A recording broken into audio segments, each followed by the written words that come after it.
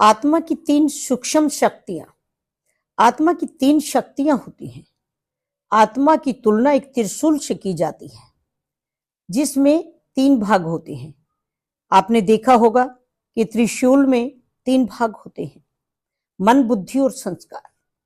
मन एवं संस्कार दाएं व बाएं शूल हैं, जबकि बुद्धि मध्य में स्थित है। मन आत्मा की चिंतन शक्ति है जो कि विभिन्न प्रकार के विचार उत्पन्न करती है, अच्छे, बुरे, व्यर्थ और साधारण इत्यादि। कुछ विचार स्वैच्छिक होते हैं और कुछ अनियंत्रित होते हैं, जो कि पिछले जन्मों के हिसाब किताब के कारण उत्पन्न होते हैं। कुछ विचार शब्दों तथा कर्मों में परिवर्तन होने से होते हैं, जबकि कुछ विचार केवल विचार ही रह जाते हैं।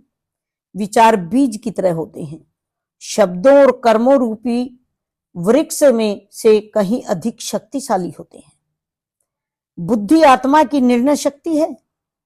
कोई आत्मा सारे दिन या सारी रात में विभिन्न प्रकार के विचार उत्पन्न कर सकती है, किंतु केवल बुद्धि के द्वारा निर्णय लिए जाने पर ही आत्मा उन विचारों को शब्दों या कर्मों में ढालती है। सकारात्मक या नकारात्मक या व्यर्थ विचारों को उत्पन्न करना या केवल विचार शून्य अवस्था में रहने का निर्णय भी बुद्धि के द्वारा ही लिया जाता है। बुद्धि उस जोहरी की तरह है जो कि शुद्धता और मूल्य के लिए रत्नों और हीरो को परखता है, क्योंकि जोहरी ही परख सकता है कि ये हीरा, ये सोना असली है या नकली है। तो बुद्धि की तुलना शंकर विनाशकर्ता से की जाती है, जो कि पुरातन संस्कारों, विकारों और पुरातन सृष्टि का विनाश करके नई दुनिया का मार्ग प्रशस्त करते हैं। किए हुए अच्छे बुरे कर्मों का जो मन बुद्धि रूपी आत्मा के ऊपर प्रभाव पड़ता है, उनको संस्कार शक्ति कहा जाता है।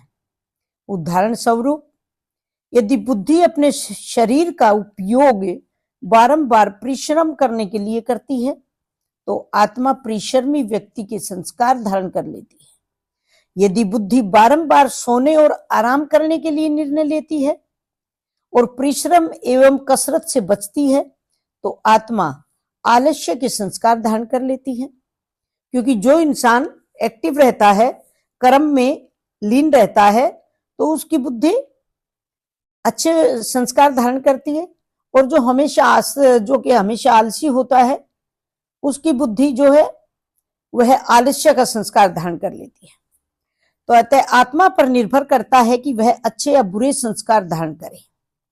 आत्मा अपने संकल्प या निर्णय शक्ति अर्थात मन तथा बुद्धि के आधार पर जो भी संस्कार प्राप्त करती है, ये संस्कार आत्मा के अगले जन्म में भी उसके साथ रहते हैं और अगले जन्म में भी कुछ हद तक उसके विचारों, उसकी वाणी और उसके कर्मों को प्रभावित करते हैं।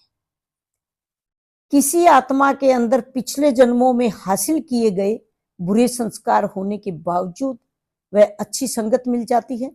मान लो पिछले जन्म में उसने बुरा भी किया था, अब उसको ज्यादा अच्छे घर में जन्म भी नहीं मिला, दुखी है, लेकिन फिर भी वह किसी अच्छी संगत में आ जाता है, किसी सत्संगी के पास उठना बैठना शुरू कर देता है, तो उसका मार्गदर्शन होता है।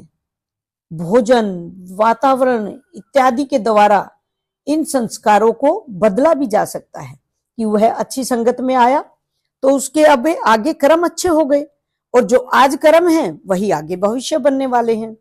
तो इस प्रकार से हमें हमेशा अच्छे कर्म करना चाहिए, सबका भला सोचना चाहिए, किसी की भी बुराई नहीं करनी चाहिए, और जितना भी हो उसके मानव सेवा करनी चाहिए। ओम नमः शिवाय।